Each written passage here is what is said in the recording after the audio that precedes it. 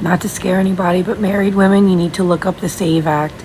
It's already passed the House, okay? And it's literally to prevent married women from voting on their own if they've taken their husband's last name. Please look this up. All ladies, pay attention. This is why you should stop taking your husband's last name, because doing so is going to prevent you from voting because of this new bill that is about to be passed down in Congress. Now, there have been discussions lately of women just being concerned about how the Trump train is trying to pass down this bill called the SAVE Act that prevents people that have changed their names either because of marriage or because of transitioning from one gender to another or any other reason. Well, this might prevent you from voting because this might raise suspicion of you being an immigrant trying to change their name. Now, let's get into some of the developments and discussions that are being had online and what some women think about this new bill that is about to be passed down.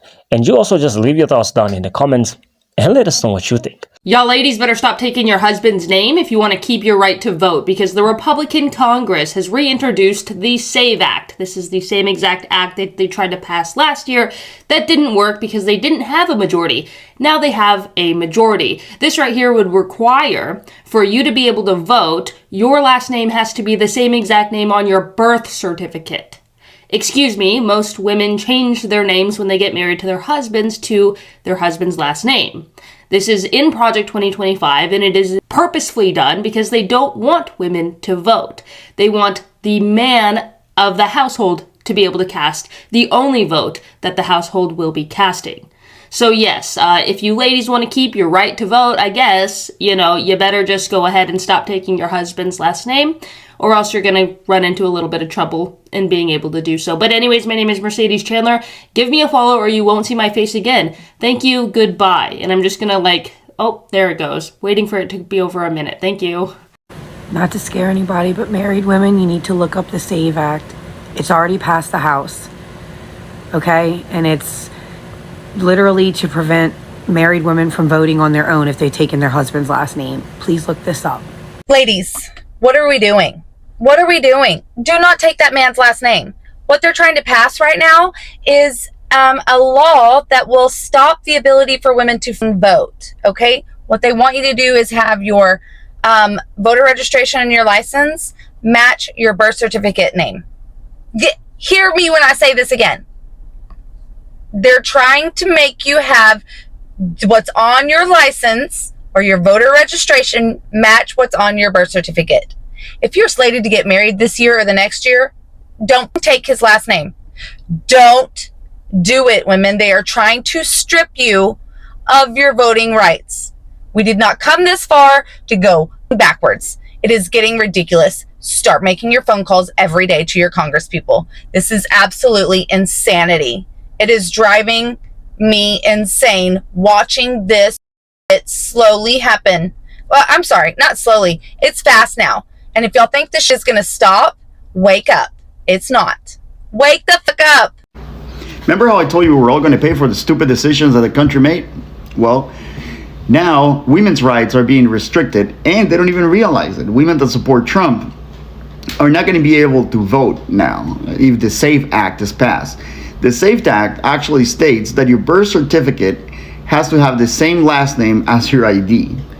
And when we're in a country in which 81% of women take the name of their husband and 14% of women hyphen their last name with the husband's last name, that right there is 95% of women who wouldn't be able to vote.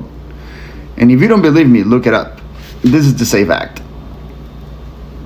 So just like I told you before, first, we ignored the Fourth Amendment, the constitutional rights of immigrants, because they're immigrants, right? Now they're going after women's rights because just like Project 2025 said, one vote per family.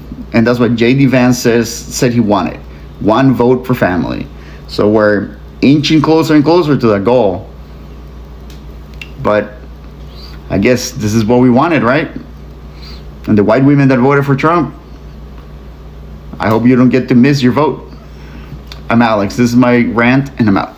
The land of the free has had an immigrant issue for the past couple of years, and that's the reason why the Trump train is just trying to do away with a lot of immigrants right now All of them, in fact, including those that could have obtained their green card. It's unfortunate, I know, but that's the reason why he's kind of like bringing this bill right now, and they need it into law to kind of like tackle with the rest of the immigrants that were just not dealt with. Because you know how a population unaccounted for can also just sway, or maybe political results. So that's the reason why he is trying to like just put this bill into law, so that they're just left with the citizens of the land of the free. Alright, so those are some of the videos that we have for you right now. And even though this bill affects, or is supposed to affect, immigrants, there's a possibility of it affecting citizens, about 9% of the citizens, and those people that do not have proof of residency, even though they were born in the land of the free. So it can affect you in a way as much as it is aimed to affect immigrants. So some of the details about the SAVE Act is that it's an amendment to the National Voter Registration Act of 1993 that would require individuals to prove their citizenship when registering to vote, because currently it's not like that. Now, on May 23rd, the House Administration Committee held a full committee markup of the SAVE Act and Preventing Foreign Interference in American Elections, which is Act HR 8399. So representatives introduced the SAVE Act, which passed on July 10th with a vote of 221 to 198. However, the SAVE Act faces an uphill battle. Both the U.S. Senate leadership and the White House indicated they would not support the stopgap measure, including the SAVE Act, and on September 18th, the stopgap measure failed to pass the U.S. House by a vote of 202 to 220. So this is the reason why they are saying that they've been trying to pass this bill. Even last year they tried, but they couldn't. So the Trump administration wants to try again. So while states are largely responsible for voter registration process, county election officials play a key role in registering individuals to vote, as well as cleaning and vetting voter rolls in preparation to administer elections on the ground. So therefore, implementing changes included in the SAVE Act could require additional training for county election officials and poll workers. So I guess this is an additional income. I guess this is the point that they're trying to illustrate. But I think no worry, because they've cut down some of those expenses, so there'll be money left over to just pay the people that are gonna undergo this training, because this is gonna mean a new way of carrying out elections as compared to before. So this is why women are complaining. You know, like this act could interfere with women's voting rights. It could. There's a possibility, because this is gonna, like, you know, when you adopt a different name from that on your birth certificate, that means that this act can affect you. And if you've had any change of names whatsoever, regardless of the reason, this act can affect you.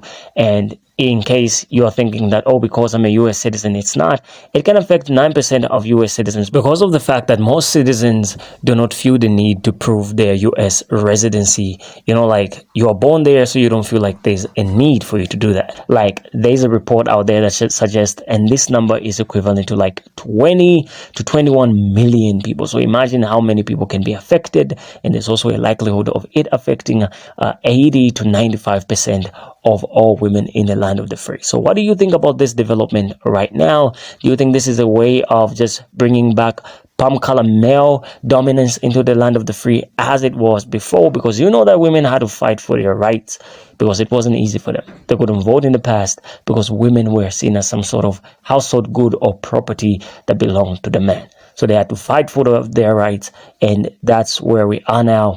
The rolling back on DEI, that wasn't just the beginning or the end. You know, things are going down as FAFO season continues. But you'll leave your thoughts in the comments, and just let me know what you think about everything that we're looking at in today's discussion. Like, share, and also subscribe if you found this discussion educative or interesting.